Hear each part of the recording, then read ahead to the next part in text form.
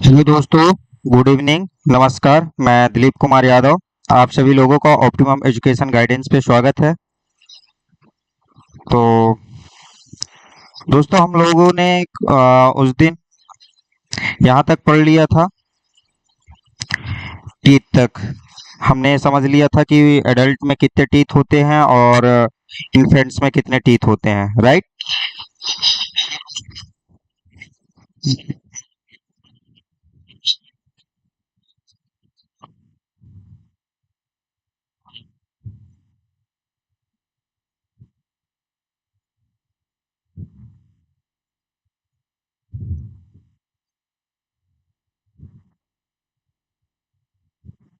चलिए स्टार्ट करते हैं। आ, तो अब बात करेंगे कि जो टीथ है, दांत के अन्य प्रकार भी होते हैं। तो अब वो अन्य प्रकार कौन कौन से होते हैं, ये देख लेते हैं एक बार। तो अन्य प्रकार कौन कौन से होते हैं, किसी को मालूम है क्या?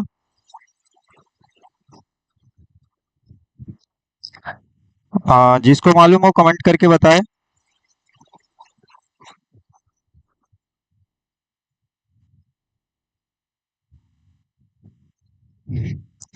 देखो, जो अन्य दांत के प्रकार होते हैं वह तीन प्रकार से होते हैं। कौन कौन से? पॉलीफियोडॉन्ट, डाइफियोडॉन्ट और मोनोफियोडॉन्ट। तो पॉलीफियोडॉन्ट क्या कहलाता है?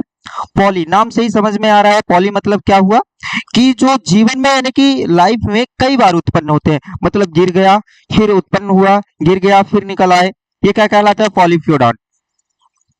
ठीक।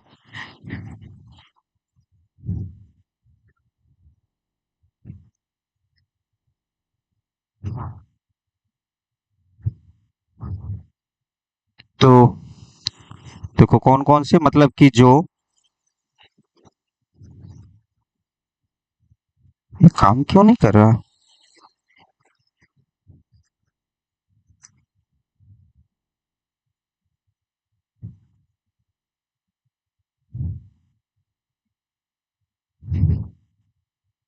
जो कई बार उत्पन्न होते हैं। तो ये किन में पाया जाता है?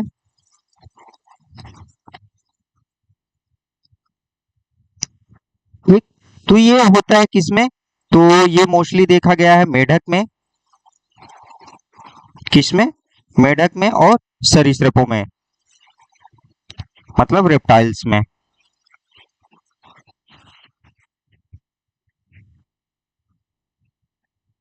काम क्यों नहीं कर रहा? सरीसृपों में, मतलब कि जो रेप्टाइल की स्पीसीज है, सर्पों की, उसमें देखा जाता है। ठीक।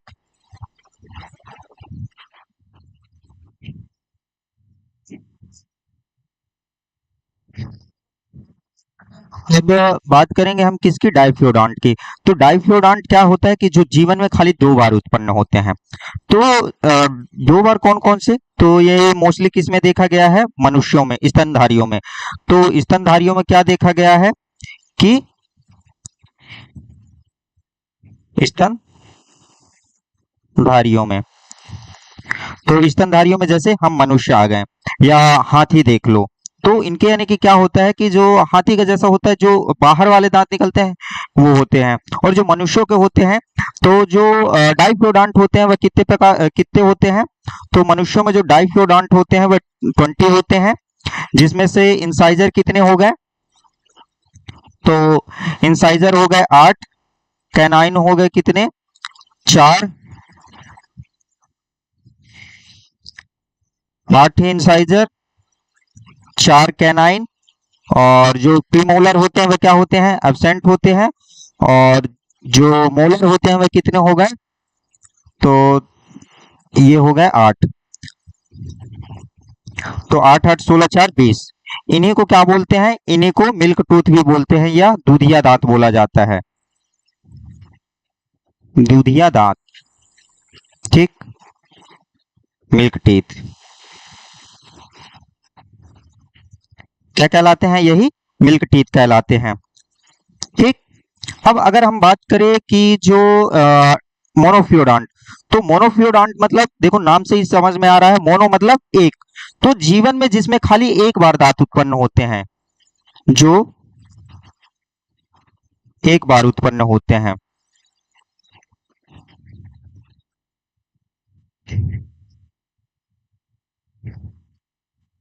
तो ये एक दांत किस किस में, यानी एक बार किस किस में होते हैं, तो ये देखा गया है गिलहरी में, और जो व्हेल मछली होती है उसमें, और मनुष्यों में। तो ये यानी कि जीवन में जिसमें खाली एक बार दांत उत्पन्न होते हैं जिसके जीवन में, तो वो क्या कहलाता है, मोनोफ्यूडॉन। ठीक। तो किस में देखा गया, गिलहरी में, व्हेल में और मनुष्यों में। अब अगर हम बात करें कि जो मनुष्यों का जो मोनोफ्यूडॉन्ट होता है वह कितने होते हैं, तो देखो कौन कितने होते हैं, इनकी संख्या की बात की जाए तो ये होते हैं, इनकी संख्या 10। ठीक। अब वो कौन कौन से हो गए, सॉरी 10 नहीं 12 होते हैं। क्यों? क्योंकि 20 तो जो होता है डाइफ्योडांट कहला गया, और कुल दांत कितने होते हैं, 32। तो बचे अब कितने, तो बचे 12। तो 12 जो होते हैं वह क्या कहलाते हैं, मोनोफ्योडांट कहलाते हैं। ठीक। अब मोनोफ्योडांट में 12 कौन कौन से हो गए, तो इसमें होते हैं, तो प्रीमोलर की बात करें तो प्रीमोलर कितना होता है, अगर वयस्क के एडल्ट का फॉर्मूला बात करें तो क्या होता है, 2123। तो अगर इन्फेंट में तो वो एब्सेंट होते हैं, तो कितने हो जाएंगे, 2 2 4 4 2 8। तो प्रीमोलर कितने हो गए, 8। और मोलर कितने हो गए, तो देखो 8 तो पाए जाते हैं, तो बचे 4। ठीक। तो प्रीमोलर हो गए 8 और मोलर हो गए 4। और जो ये मोलर होते हैं इन्हीं को क्या बोलते हैं, तो इसी को ये यानी कि मोस्टली 24 वर्ष की उम्र के बाद निकलते हैं। इनको अक्ल की दांत बोला जाता है, अक्ल के दांत, या इसी को विजडम टीथ बोला जाता है, विजडम टीथ। ठीक। तो यहां तक क्लियर।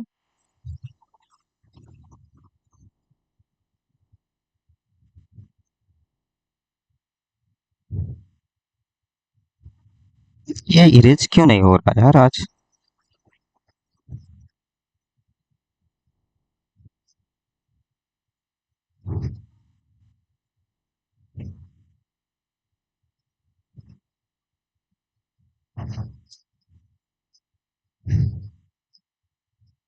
एक मिनट।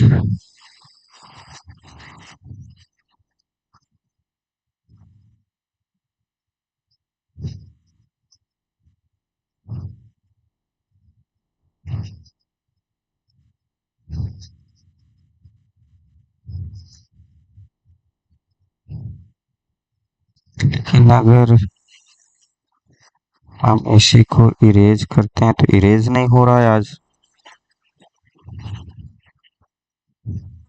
क्या इसको मैं फिर से स्टार्ट करूं, एक मिनट टाइम देना थोड़ा।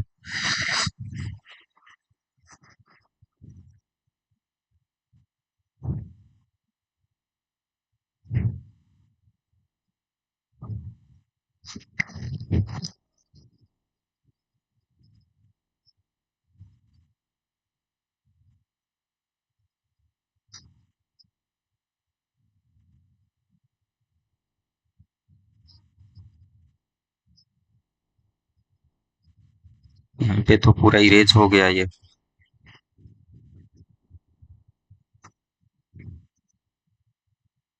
फिर से वही काम हाँ करने लगा। तो देखो फिर से मैं समझा दे रहा हूँ क्योंकि इस पे इरेज हो गया, चलो मैं बाद में लिख दूंगा, है ना। आप लोगों को समझ में तो आ गया है। अब बात करेंगे हम किसकी, जीव की या जिह्वा की, मतलब टंग की।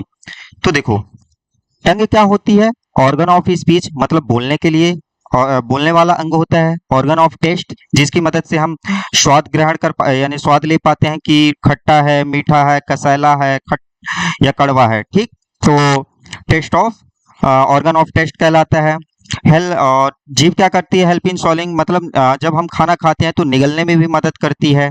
और क्या करती है, तो अगर चाहे आप ब्रश करो या ना करो, लेकिन जीभ जो होती है यह ब्रश करते रहती है हमारी, किस पे, टीथ पे। तो हमेशा एक्ट एज अ ब्रश के रूप में ये काम करते रहती है। ठीक। तो देखो आप लोगों ने तो ये देखा होगा, ये वाली टीथ मोस्टली अगर पढ़े भी होगे तो ये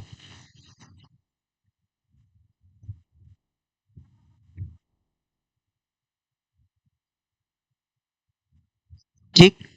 तो इधर क्या होता है, इधर कौन सा टेस्ट होता है, तो इधर होता है बिटर, मतलब कड़वा।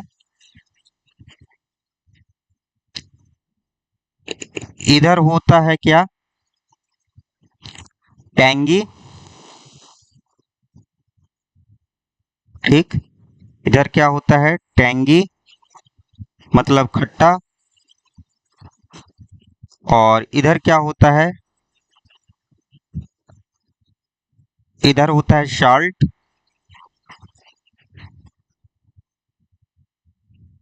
मतलब नमक या नमकीन टेस्ट, इस पे नमकीन टेस्ट। और यहाँ पे होता है क्या, स्वीट, मतलब मीठा।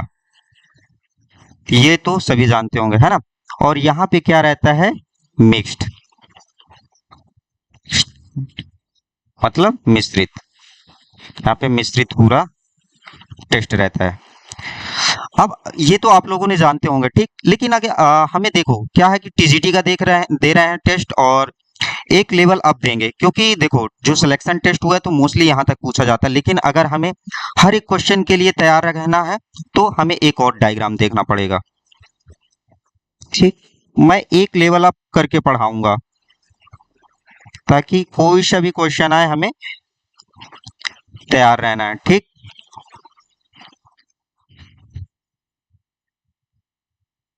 ये कलर समझ में आ रहा है क्या, नहीं आ रहा, ये आएगा। ठीक। ये हल्का हल्का समझ में आ रहा है ना। अगर इसी को मैं बढ़ा दूं थोड़ी,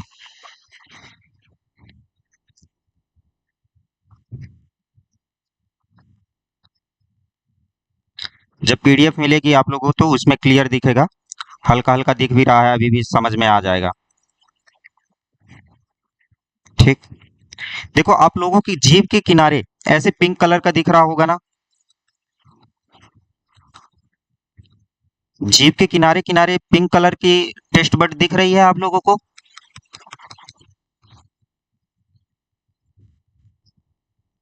जीभ को ओपन करके देखिए, पिंक कलर की ऐसे यानी टेस्ट बड दिख रही होंगी।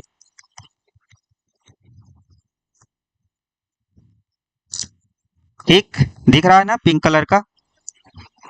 ये क्या कहलाता है, ये कहलाता है fungi form papilla, fungi form papilla. ठीक। और ये किस कलर का होता है, तो यह होता है पिंक कलर का। ठीक। अब इसके बाद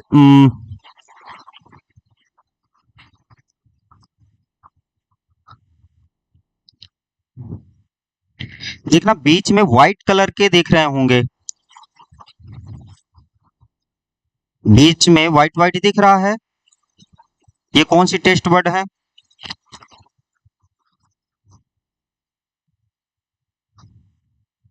ये होती है फिलीफॉर्म पैपिला,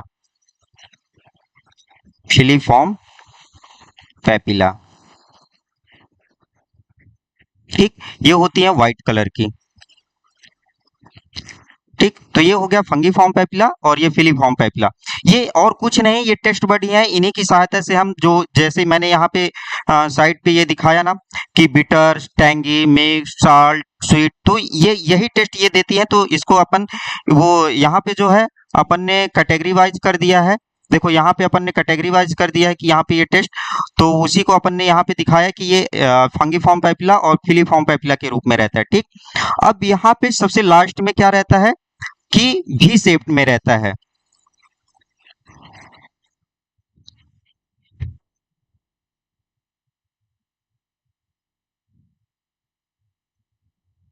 ये तो ये भी शेप में क्या रहता है,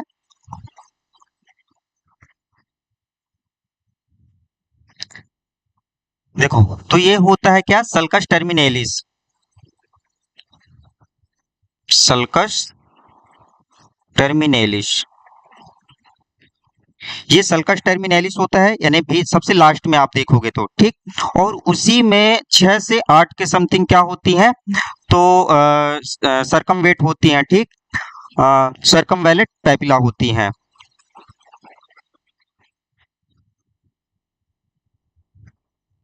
ओके, इनकी संख्या 6 से 8 पाई जाती है, ठीक। ठीक, ये क्या है, सरकमवेलेट पैपिला है, सरकमवेलेट।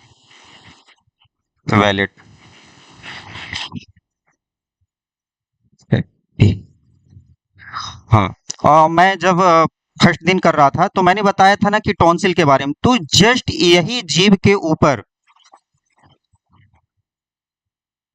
इन्हीं जीभ के ऊपर क्या होती है, टॉन्सिल होती हैं, ये ऐसे, तो दोनों ओर ऐसे ये क्या होती हैं, तो टॉन्सिल होती हैं। ये इसका नाम क्या है, ये है लिंगुअल टॉन्सिल्स, ठीक। ये इनकी संख्या कितनी होती है, तो बताता हूँ, 3 जोड़ी होती है इनकी। तो ये हो गई 2 जोड़ी, एक लेफ्ट और एक राइट में। जैसे यानी जीभ जो है, जीभ की इनका लिंगुअल टॉन्सिल क्यों नाम है, क्योंकि जो हमारी जीभ होती है वो किससे कनेक्ट रहती है, लिंगुअल से, फ्रेगियम लिंगुअल से रहती है, ठीक। तो इसी का लिंगुअल टॉन्सिल नाम है। अब बात करो कि जो एक और टॉन्सिल होती है वो कहाँ पे रहती है, तो दिखाता हूं मैं कि जो,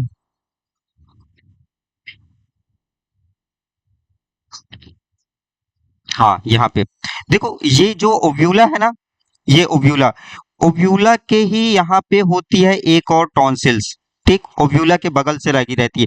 यही टॉन्सिल जब कभी वो हो जाती है ना, तो टॉन्सिल को डॉक्टर ऑपरेट करके वो करते हैं, निकालते हैं या कुछ करते हैं, तो यही वाली टॉन्सिल होती है, लोग ओव्यूला को टॉन्सिल बोलते हैं, ठीक। तो इसको क्या बोलते हैं, तो इसको पेपिला टॉन्सिल्स बोलते हैं, ठीक। पेपिला नहीं, पेराइटल टॉन्सिल्स बोलते हैं आई थिंक इसको, ठीक, पेराइटल टॉन्सिल्स, ठीक। तो ये होगी, तो ये इनकी संख्या कितनी होती है, तो ये 3 जोड़ी की संख्या में पाई जाती हैं। और यही अगर टॉन्सिल में कभी क्या हो जाता है कि कभी ये इनमें सूजन आ जाता है, तो उसको क्या बोलते हैं, टॉन्सिलाइटिस बोलते हैं, ठीक।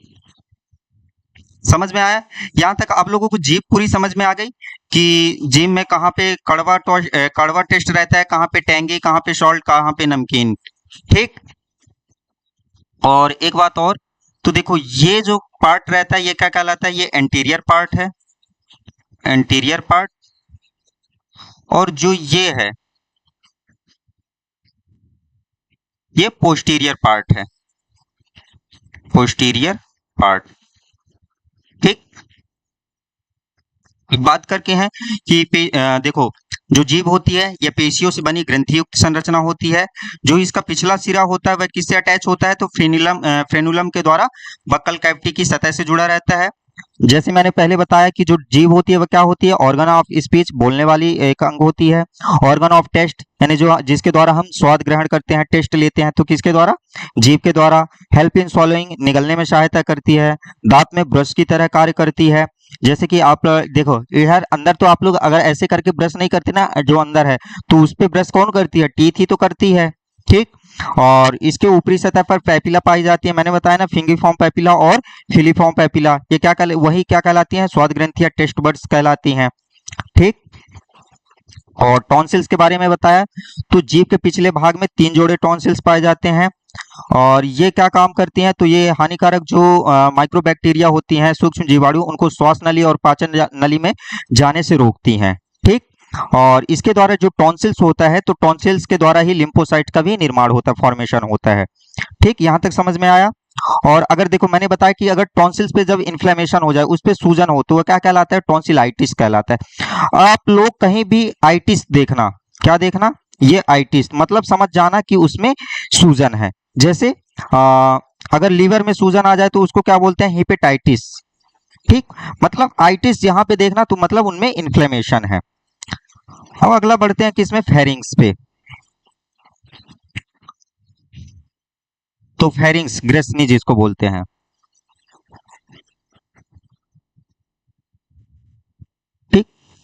तो ग्रसनी कहाँ पे होती है हमारी, यहाँ पे ये ग्रसनी होती है।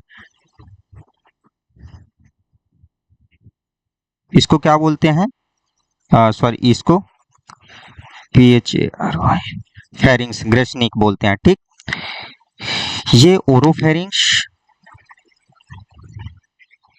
ओरोफेरिंग्स और ये नेजोफेरिंग्स, यानी ओरोफेरिंग्स और नेजोफेरिंग्स से दोनों से जो कनेक्ट रहती है कौन, अपनी ग्रसनी। ये क्या करती है कि ये जो वायुनाल होता है, तो वायुनाल का भी द्वार होता है, और जो फूड पाइप होता है तो उसके लिए भी ये द्वार का काम करती है कौन, फेरिंग्स। तो वायुनाल और फूड के लिए दोनों का काम करती है कौन, फेरिंग्स। तो देखो यह मुखगुहिका का पिछला भाग होता है, इसको दो भागों में बांटा गया है, तो कौन कौन से, नेजोफेरिंग्स और ओरोफेरिंग्स। मैंने बताया ना कि ये भोजन और हवा दोनों का चालन यानी कंडक्शन करने में, इसी की मदद जो फेरिंग्स होता है, फेरिंग्स की मदद से ही जो ईसोफेगस है, तो ईसोफेगस तक यानी कि भोजन भेजा जाता है। तो किसकी वजह से, फेरिंग्स की वजह से, ग्रसनी की वजह से।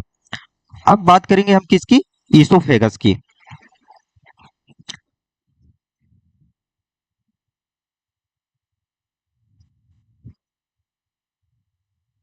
तो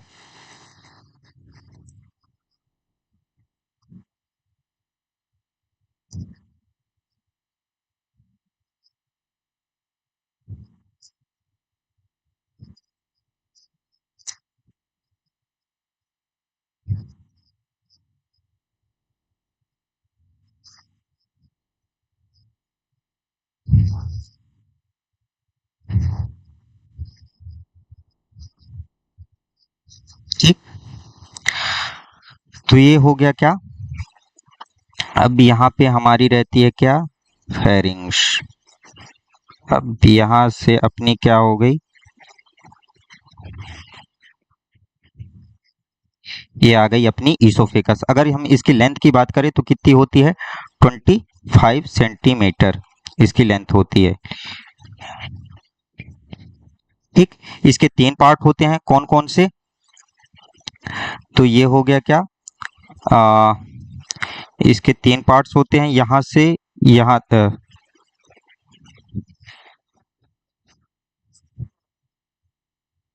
ये हो गया सर्वाइकल रीजन, सर्वाइकल, ठीक, और ये होता है क्या, ये हो गया थोरेसिक, सर्वाइकल पार्ट, ये हो गया क्या, thoracic part, thoracic, thoracic part, और ये हो जाता है क्या, और यहाँ फिर क्या रहता है, स्टमक रहता है।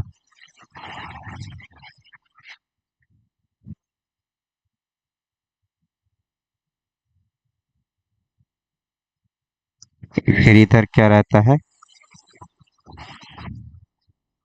एब्डोमिनल, ओ,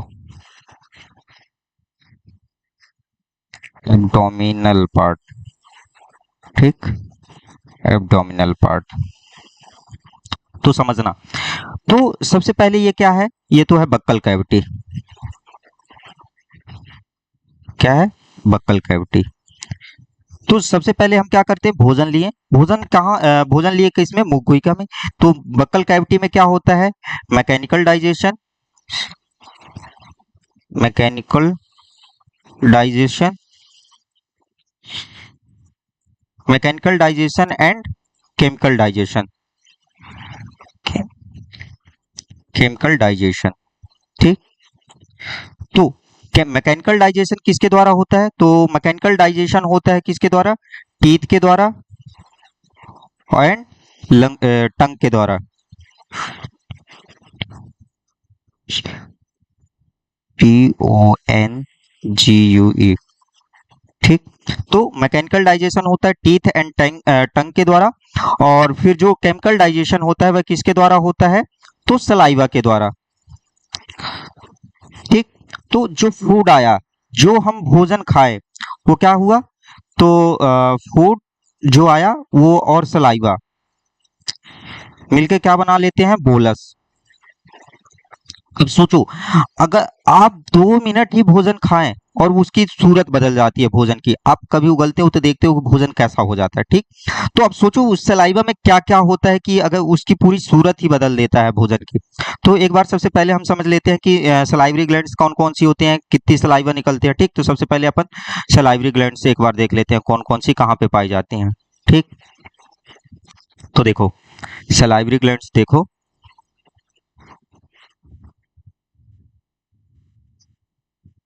ठीक। वो लोग भी वीडियो देख रहे हो तो ईमानदारी से बताना, क्या आप लोगों ने कभी ऐसा पढ़ा है? देखो एक होती है यहाँ पे ग्लैंड्स, ठीक। ये कौन सी होती है? तो ये होती है पैरोटिड ग्लैंड्स, पैरोटिड ग्लैंड्स,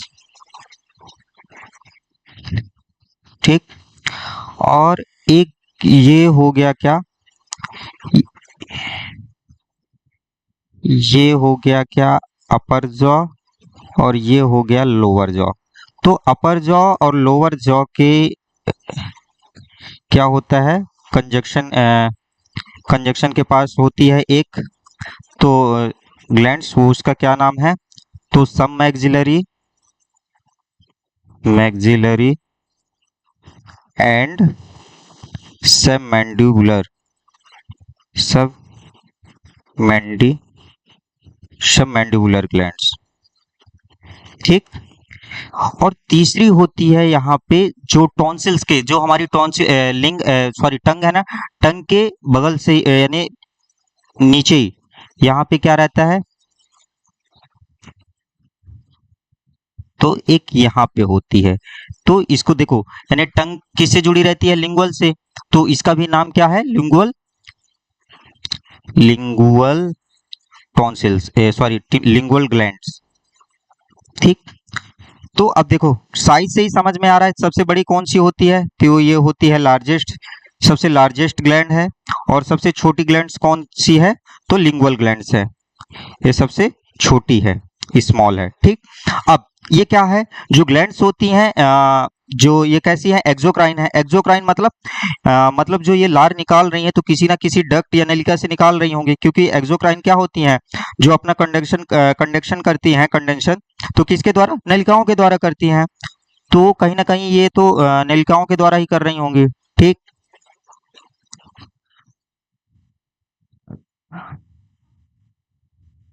ठीक। तो ये हो गया,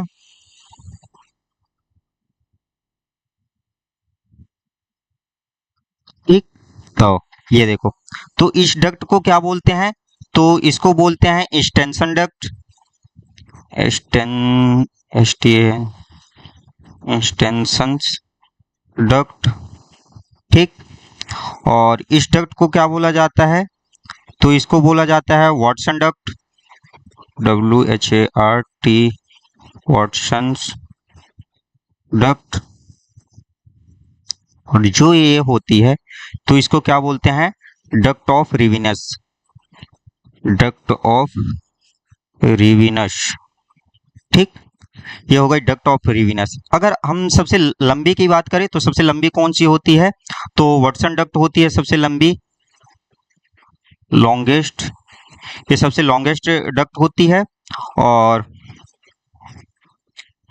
ठीक, देखो अगर डायग्राम से देख रहे होगे तो स्टंस डक्ट जो होती है वो लंबी दिख रही है, लेकिन ये कान के बगल से है और ये अपना ये यहाँ पे रहता है क्या, सब मैक्सिलरी और सब मैंडिबुलर, यहीं से तो आता है। देखो ये पीछे क्या है, ये अपना पीछे क्या दिख रहा है, अपना ये मस्तिष्क ऐसे खत्म हो रहा है ना, ठीक। तो यहाँ पे कौन सी रहती है, तो मैंडिबुलर यहीं से स्टार्ट होती है, ठीक। तो मैंडिबुलर और ये जो मैक्सिला रहती है, तो ये मैंडिबुलर और मैक्सिला दोनों मिलकर के यहीं पे ग्लैंड्स होती है, इसीलिए सब मैक्सिलरी एंड सब मैंडिबुलर ग्लैंड्स नाम रखा गया है, ठीक। तो ये है कि यानी कि ये पास में ही रहती है, तो डायग्राम में दिख रहा है तो उसको लंबी मत समझिएगा, ठीक। तो और ये सबसे लंबी हो गई, और ये होती है सबसे छोटी, एक्सटेंशन डक्ट जो होती है सबसे स्मॉल होती है, छोटी डक्ट होती है, ठीक। एक मिनट थोड़ा,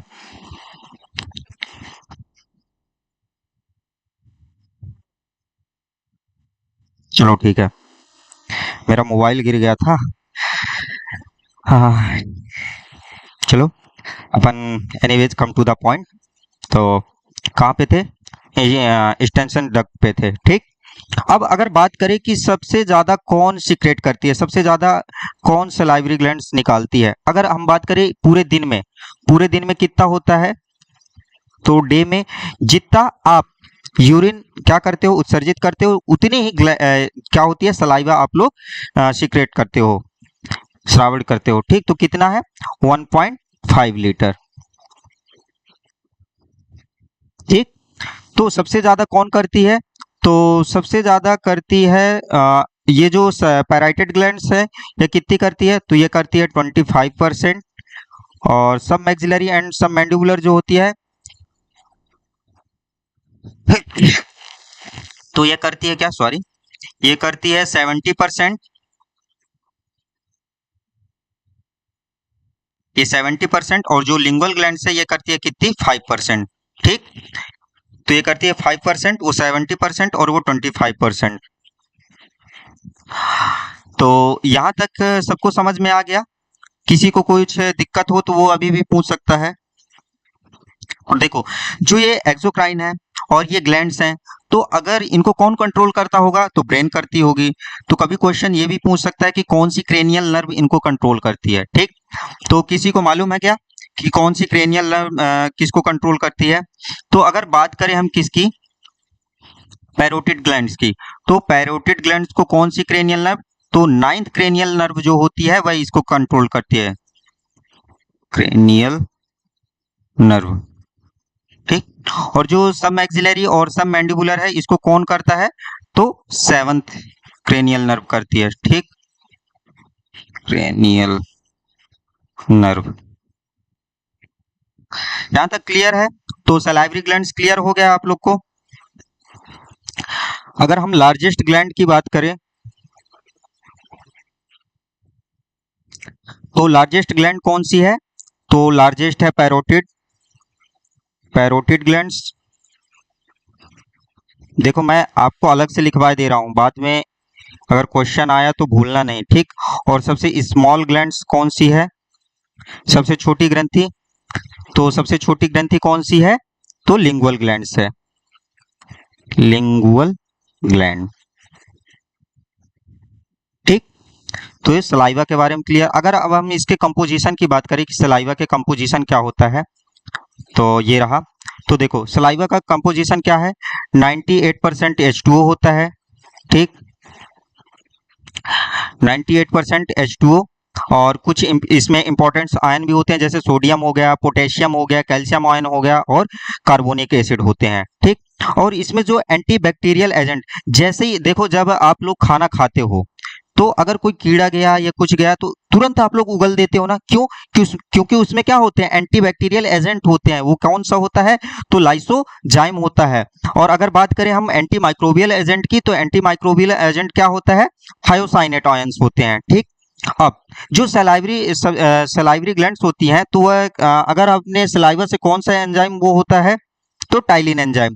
जो क्या करता है, टाइलिन एंजाइम, या उसको सलाइवरी अमाइलेज बोलते हैं, ये क्या करता है, 30% कार्बोहाइड्रेट का डाइजेशन कर देता है। कितने परसेंट?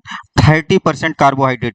मतलब जैसे ही आप क्या करते हो, खाना खाए, तो खाना खाते हो तो जो भी कार्बोहाइड्रेट रहता है, तो मुंह में ही 30% उसका पाचन हो जाता है, ठीक। अब अपन चलते हैं क्या, ईसोफेगस पे। ईसोफेगस पे आते हैं, ठीक। तो देखो, ये फेरिंग्स क्या है, यहां से अपन लोग खाना, यानी फेरिंग्स कहाँ ला दी, अपने को यहां तक ला दी, ठीक। अब देखो, जैसे ही अगर खाना खाते हो, कभी हिकअप सी आती है ना, या इसकी सहायता से क्या करते हो, जीभ की सहायता निगलते हो, तो वो कहाँ आता है, तो ये सर्विकल पार्ट्स पे ही आता है, ठीक। कहाँ आता है? सर्विकल पार्ट्स पे ही। फिर सर्विकल पार्ट से क्या करते हो, जब हिकअप आता है या हिचकी, यानी ऐसे भोजन अटकता है ना, फिर उसके बाद क्या करते हो, पानी डालते हो। पानी डालते हो तो क्या भोजन डायरेक्ट स्टमक में पहुंच जाता है? नहीं। क्यों? क्योंकि जो अपना भोजन है, क्या होता है, जैसे ही वो किए तो सर्वाइकल पार्ट्स पे आया, फिर यहाँ पे क्या होता है कि अब यहाँ से ब्रेन काम करने लगता है, इसको ब्रेन कंडक्ट करने लगता है।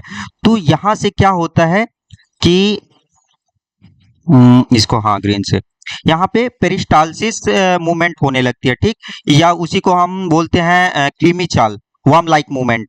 तो क्या होता है वार्म लाइक मूवमेंट? कभी जब पिचकेगा ऐसे ऐसे होता है, ठीक।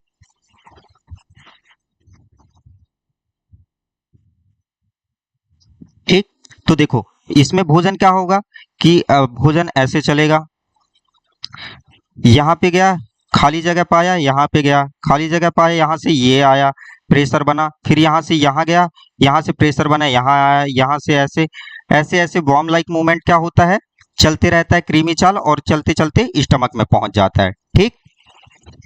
क्या होता है यहाँ पे? पेरिस्टालसिस, पेरिस्टालसिस सिस, ठीक, या इसी को बोलते हैं क्या, warm like movement, like movement, मतलब क्रीमी चाल होती है, ठीक। तो इतना समझ में आ गया। जो ईसोफेगस होता है इसकी लेंथ कितनी होती है? 25 सेंटीमीटर होती है। अब इतनी लंबी है तो तुरंत भोजन तो अंदर चला नहीं जाता है, इसमें भी प्रोसेस होती है, वो समझ में आ गया, ठीक। अब उसके बाद कहाँ चला गया? अपना स्टमक में चल गया। तो देखते हैं थोड़ी ईसोफेगस के बारे में क्या है। तो देखो जो ईसोफेगस है इसको और किस नाम से जाना जाता है? तो फूड पाइप से। जैसे अपन फर्स्ट डे मैंने बताया था कि ईसोफेगस को फूड पाइप और जो ट्रैकिया होता है उसको विंड पाइप के नाम से जाना जाता है, ठीक। इसकी लेंथ की बात की जाए तो लेंथ कितनी होती है? तो इसकी लेंथ होती है कितनी? 25 सेंटीमीटर, ठीक। इसमें किसी भी प्रकार का पाचन नहीं होता है, ये सबसे महत्वपूर्ण बात है कि जो ईसोफेगस होता है इसमें किसी भी प्रकार का पाचन नहीं होता है, ठीक। और ये कैसी होती है? लंबी होती है, पेशी युक्त होती है, सीधी होती है, सीधी पेशी युक्त नलिका होती है, ठीक। और ये क्या करती है? फेरिंग्स और अमाशय के बीच में लगा रहता है। तो स्टोमक स्टमक और फेरिंग्स के बीच में लगा रहता है। और ये भोजन देखो हमने यहाँ पे बताया ना कि जो फूड और सलाइवा मिलकर क्या बन जाते हैं? बोलस। तो ये बोलस को कहाँ पे पहुंचाने का काम करती है? ये तो जो बोलस है फेरिंग्स के पास से स्टमक तक पहुंचाने का काम करता है। कौन? सलाइवा, ईसोफेगस करती है। अच्छा यहाँ पे भी लिखा हुआ था, ठीक। तो बोलस क्या कहलाता है? फूड और सलाइवा मिल गया। अब ये सलाइवा बन गया, अब सलाइवा कहाँ पहुंचता है? स्टमक में पहुंचता है, ठीक। कंपोजिशन आप लोगों ने देख लिया है। इसके 3 पार्ट्स होते हैं, ये भी हमने पढ़ लिया कौन कौन से? सर्वाइकल पार्ट्स, थोरेसिक पार्ट्स और एब्डोमिनल पार्ट, ये हमने पढ़ चुका। अब बात करते हैं किसकी? स्टमक की। तो अगर हम स्टमक की बात करें, अमाशय की, तो देखो अमाशय जो होता है ये कैसा होता है? जे शेप्ड में होता है, ठीक। जे शेप्ड में एक बैग थैला की तरह काम करता है। आप लोग जब कभी क्या करते हो कि खाना खाए, बचपन में आप लोग खाना खाए, जैसे ही अगर छोटे रहे होगे, स्कूल से आए या खेलते हुए आए, खाना खाए और फिर दौड़ने भाग जाते हो, तो आप लोग देखे होंगे कि बाएं साइड क्या करने लगता है? दर्द करने लगता रहा ना है। फिर वो आप वहां पे हाथ पकड़ के बैठ जाते रहे, थोड़ी देर बाद जब बैठते रहे फिर शांत हो जाता रहा। तो क्या होता है? जैसे ही आप खाना खाएं तो एक ये बैग थैले की तरह तो रहता है, तो उसमें क्रिया होती है, फूलता है, पिचकता है, मुड़ोड़ता है ना। तो उसमें क्या होता है? इतनी सारी क्रियाएं हो रही हैं तो कुछ ना कुछ तो होगा, है ना। तो वो क्या करने लगता है? दर्द करने लगता है, ठीक।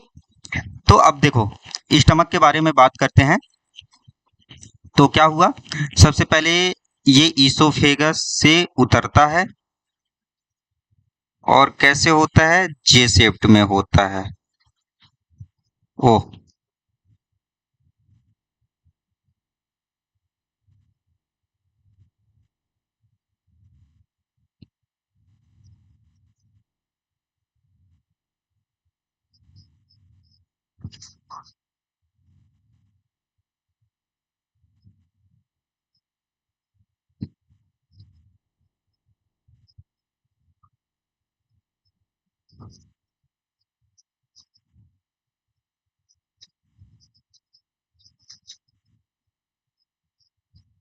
ठीक। तो स्टमक के अब 4 पार्ट होते हैं, कौन कौन से? तो ये हो गया क्या? फंडस, ये हो गया क्या? कार्डियक, ये हो गई क्या? बॉडी, और ये होता है क्या, पाइलोरस। पाइलोरस। ठीक। ये ईसोफेगस से आया।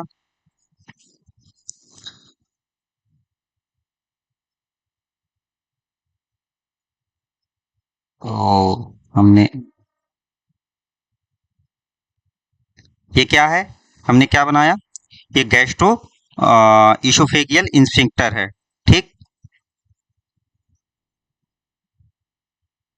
और ये क्या है, तो ये लाइनिंग ऑफ स्टमक, जो लाइनिंग है, ठीक, ये लाइन ऑफ स्टमक इसको बोलते हैं। ठीक।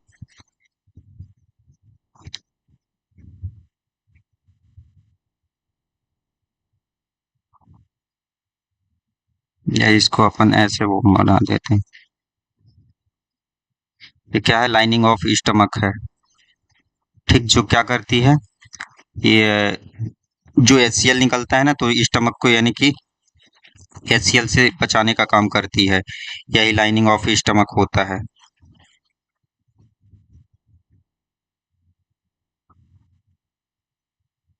ठीक। थोड़ी डायग्राम इस पे सही नहीं बन रहा है, तो वो मत होइएगा, क्योंकि देखो ये पैड पे चला रहा हूँ और कॉपी पे बनाना बहुत थोड़ी वो हो जाता है ना। कार्डियक हो गया, बॉडी हो गया, पाइलोरस हो गया। अब इसके बाद क्या रहता है कि wall of stomach, sorry wall of बोल रहा हूँ, ये तो वॉल हो गई। अब गैस्ट्रिक ग्लैंड्स रहती हैं, ठीक, जठर ग्रंथियां, इसके ऊपर क्या रहती हैं, जेट गैस्ट्रिक ग्लैंड्स, ये इसके ऊपर क्या रहती हैं, अच्छा ये दिख नहीं रहा है ना, कौन सा कर दें, ग्रीन कलर का, हाँ दिख रहा। इसके ऊपर क्या रहती है, गैस्ट्रिक ग्लैंड्स रहती हैं, जो क्या करती हैं, गैस्ट्रिक जूस का सिक्रेशन करती हैं। ठीक। ये गैस्ट्रिक ग्लैंड्स हो गई। ठीक। क्या है, ये गैस्ट्रिक ग्लैंड्स है। अब जो ये गैस्ट्रिक ग्लैंड्स हैं, ये क्या होती हैं, देखो सबसे पहले अपन नामांकन कर देते हैं, नामकरण। ये क्या हुआ, ये वॉल ऑफ स्टमक, स्टमक की दीवार। ठीक। फिर उसके बाद ये क्या हुआ, ये हो गई गैस्ट्रिक ग्लैंड्स,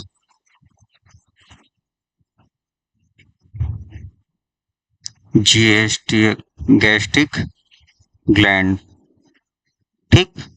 और ये क्या है, ये लाइन ऑफ, या क्या बोल देते हैं इसको, लाइन ऑफ स्टमक बोलते हैं। ठीक। अब ये क्या है, गैस्ट्रो ईसोफेगियल इंस्फिंक्टर, ईसोफेजियल इंस्फिंक्टर। ठीक। ये गैस्ट्रो ईसोफेजियल इंस्फिंक्टर क्या कहलाता है, कि जब अपन लोग भोजन करते हैं ना, तो अपन भोजन तो चला जाता है, लेकिन क्या होता है कि जैसे वोमिटिंग करते हो तो दर्द होता है। क्यों, क्योंकि क्या होता है, देखो ये ऐसे रहता है, ठीक, ऐसे रहता है, भोजन तो गया तो ऐसे खुला और भोजन चला गया, लेकिन अगर किसी भी चीज को खुलना है तो दर्द तो करेगा ना, रिफ्लेक्स इजेक्शन में, तो ये इसी कारण दर्द होता है जब वोमिटिंग करते हो तो। ठीक। ये इंस्फिंक्टर के कारण ही दर्द होता है। ठीक। अब जो ये हमारी गैस्ट्रिक ग्लैंड्स होती हैं, ये क्या करती है, तो ये सिक्रेट करती है किसका, गैस्ट्रिक जूस का, सिक्रेट गैस्ट्रिक जूस। तो जो गैस्ट्रिक ग्लैंड्स होती हैं, चार प्रकार की कोशिकाओं से मिलकर के बनी होती हैं।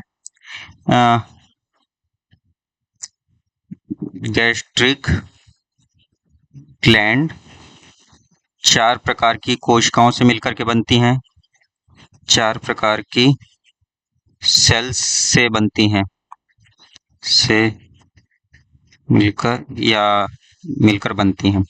कौन कौन सी हैं, तो देखना, पहली हो गई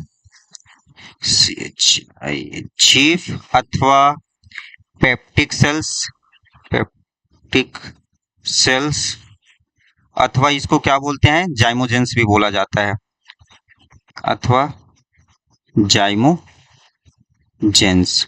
ठीक। दूसरी हो गई कौन सी? अ, दूसरी होती है ऑक्सीपिटल या सॉरी ऑक्जेंटिक या पेराइटल सेल्स।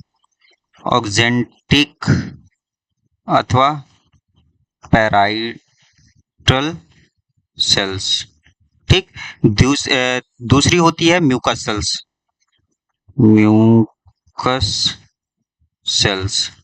चौथी होती है क्या, या डी नंबर, जी सेल्स, या इसको अर्जेंटाफ्टिन सेल्स बोलते हैं। अर्जेंटाफ्टिन सेल्स। ठीक। तो अर्जेंटाफ्टिन सेल्स जो होती है, सबसे पहले जो चीफ और पेप्टिक सेल्स होती है, ये क्या काम करती हैं? तो जो पेप्सिनोजन होता है, पेप्सिनोजन में क्या होता है कि जो HCl गिरा तो किस में कन्वर्ट हो जाता है? पेप्सिन में। जब वो पेप्सिन में कन्वर्ट हो गया तो क्या करता है? 50% प्रोटीन का पाचन करता है। ठीक। और एक और होता है प्रोरेनिन। तो प्रोरेनिन में जब HCl गिरता है तो क्या करता है? वह रेनिन में कन्वर्ट हो जाता है, जो किसके क्या करता है? जब बच्चे बाल्यावस्था रहता है इन्फेंट्स में, तो क्या करते हैं? दूध को पचाने का काम करता है। तो कौन करता है? रेनिन करता है। ठीक। और इसके अलावा भी और ये क्या करता है? तो गैस्ट्रिक लाइपेज को भी सिक्रेट करने का काम करता है। कौन? चीफ सेल्स या पेप्टिक सेल्स। और जो ऑक्जेंटिक या पेराइटल सेल्स होती हैं, ये क्या करती हैं? तो ऑक्जेंटिक या पेराइटल सेल्स ही क्या करती हैं? HCl का सिक्रेशन करती हैं। जो HCl निकलता है ना, किससे निकलता है? ऑक्जेंटिक या पेराइटल सेल से। जब क्या होता है कि जैसे आप बहुत ज्यादा उपवास करते हो, या कई महिलाएं होती हैं कि सुबह से काम धाम में लगी रहती हैं और भोजन नहीं कर पाती हैं, या बच्चों को टिफिन बनाई, अपने पति को टिफिन बनाई, फिर उसके बाद जब वो जॉब में चले गए उसके बाद खाना खाती हैं, 12-1 बज जाते हैं, तो उनके पेट में क्या होता है? भोजन जाता नहीं है, तो HCl गिरना काम कर देता है। HCl गिरता है। ठीक। तो HCl गिरता है तो स्टमक तो खराब हो जाएगा ना, क्योंकि HCl क्या होता है? बहुत एसिडिक होता है। ठीक। हाईली एसिडिक होता है। लेकिन वह क्यों नहीं खराब होता है? क्योंकि जो म्यूकस सेल्स होती हैं, ये क्या करती है? म्यूकस का सिक्रेशन करती है, जिसकी वजह से ये लाइनिंग ऑफ जो स्टमक होती है उसको बचाने का काम करती हैं। कौन? म्यूकस सेल्स की वजह से ही। और जो HCl होता है, इसीलिए बहुत ज्यादा गैस बनने लगती है। और फिर क्या होता है? अगर यही प्रोसेस ज्यादातर बनी रही तो क्या होगा कि जो लाइनिंग ऑफ स्टमक है, तो उसमें रेसेस पड़ने लगेंगे, मतलब उनका क्षरण होने लगेगा। फिर अल्सर का धारण रूप कर लेता है वह, और अल्सर फिर क्या हो जाता है? कैंसर बन जाता है। तो मोस्टली अल्सर में ही वह बिस्तर में चला जाता है, ICU में चला जाता है। इस कैंसर का तो बात छोड़ ही दो। तो इसलिए हमें क्या करना चाहिए? सबसे पहले सुबह उठते यानी कि ब्रेकफास्ट जरूर लेना चाहिए। ब्रेकफास्ट कभी भी स्किप नहीं करना चाहिए। ठीक। और जो जी सेल्स या अर्जेंटाफ्टिन सेल्स होती है, ये क्या करती हैं? तो ये गैस्ट्रिन हार्मोन का सिक्रेशन करती हैं। ठीक। जो गैस्ट्रिन हार्मोन्स क्या होता है? गैस्ट्रिक जूस का सिक्रेशन करता है। ठीक। तो स्टमक यहाँ तक समझ में आया सभी लोगों को? किसी को कुछ क्वेश्चन हो तो कोई क्वेश्चन पूछना हो, किसी का कोई क्वेश्चन हो तो क्वेश्चन कर सकता है। और यहाँ तक सभी को समझ में आया? मजा आ रहा पढ़ने में, नहीं आ रहा है? एक बार कमेंट करके सब लोग आप बताइए।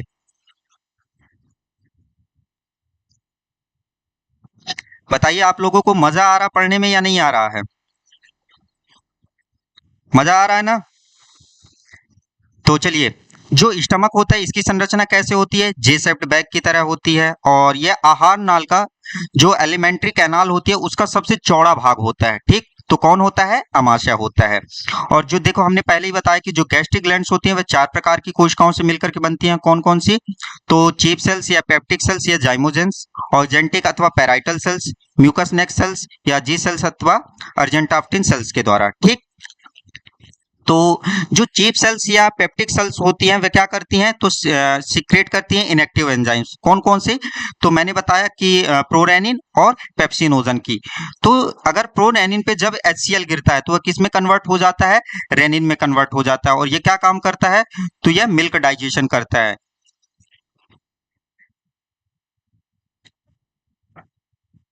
Milk digestion. ठीक। इन्फेंट्स में क्या करता है? जब बच्चे रहते हैं या बाल्यावस्था में, ये क्या करता है कि दूध को पचाने का काम करता है। कौन? रेनिन। और जो पेप्सिनोजन होता है, तो पेप्सिनोजन पे जब HCl गिरता है तो क्या होता है, वह पेप्सिन में कन्वर्ट हो जाता है। और यह क्या करता है, यह 50% क्या करता है, प्रोटीन को पचाने का काम करता है। ठीक, 50% प्रोटीन को पचाने का काम करता है। और तीसरा क्या होता है, गैस्ट्रिक लाइपेज। अगला है ऑक्जेंटिक अथवा पैराइटल सेल्स। तो ये क्या करती है, सीक्रेट एचसीएल करती है। अगर इसके पीएच की बात करें तो 1.5 से 2.5 तक होता है। ठीक, हाईली एसिडिक होता है। ठीक, हाईली एसिडिक होता है। ठीक, और जो म्यूकस नेक सेल्स होती है क्या करती है, सीक्रेट म्यूकस करती है। जो क्या करती है, जो अपनी लाइनिंग ऑफ स्टमक होती है तो उसको बचाए रखने का काम करती है, एचसीएल से बचाने का काम करती है, सेव करने का। अब अगला है क्या, जी सेल्स अथवा अर्जेंटाप्टिन सेल्स। तो ये क्या करती हैं, ये सीक्रेट करती है गैस्ट्रिन हार्मोन को। तो जो गैस्ट्रिन हार्मोन्स होता है ये क्या करता है कि जो गैस्ट्रिक ग्लैंड्स है तो उसको स्टिमुलेट करता है, किसके लिए, ताकि वो सीक्रेट करे जो गैस्ट्रिक जूस है। अब गैस्ट्रिक जूस में क्या क्या आते हैं, जो पेप्सिन हो गया, गैस्ट्रिक लाइपेज हो गया। कभी क्वेश्चन पूछ ले कि जो गैस्ट्रिक जूस है उसका मेन कंपोजिशन क्या होता है, तो पेप्सिन और गैस्ट्रिक लाइपेज होता है। ये क्वेश्चन में एक बार पूछा गया था, इसलिए मैंने इसको लिख दिया है। तो जो ये पेप्सिन होता है ये क्या करता है, यह 50% प्रोटीन को पचाने का काम करता है, प्रोटीन को डाइजेशन। और जो गैस्ट्रिक लाइपेज होता है ये क्या करता है, तो ये फैट को डाइजेशन करता है। ठीक, जो फैट होता है उसको पचाने का काम करता है। ठीक, तो यहां तक सबको समझ में आ गया। अगला है कि देखो मैंने लिख भी दिया है कि 50% क्या करता है, यह प्रोटीन को पचाने का काम करता है। ठीक, उसके अलावा फैट्स को, और जो अमाशय है और क्या काम करता है, तो फैट्स आर ब्रोकन डाउन, जो फैट्स होते हैं, वसा होता है, उसको ब्रोकन डाउन करने का काम करता है। उसका इमल्सिफिकेशन करता है, मतलब तोड़ने का काम कर देता है, फैट को छोटे छोटे टुकड़ों, स्मॉल खंडों में तोड़ देता है। और कुछ स्मॉल अमाउंट में यानी छोटी मात्रा में शुगर का पाचन करता है, लिपिड का पाचन करता है, विटामिन का भी पाचन होता है। तो कहाँ होता है, सब यही अमाशय में होता है। ड्रग्स, जो अपन दवाइयाँ खाते हैं, मेडिसिन लेते हैं, तो उनको भी पचाने का काम करता है। पिगमेंट्स, आप रंग बिरंगे खाने खाते हो ना, चाउमीन में रेड कलर की, ग्रीन कलर की, कहीं ये कहीं वो, ये सब चीजें पिगमेंट्स जो रहते हैं कलर वाले, तो रंगों को भी पचाने का काम कौन करता है, अमाशय ही करता है।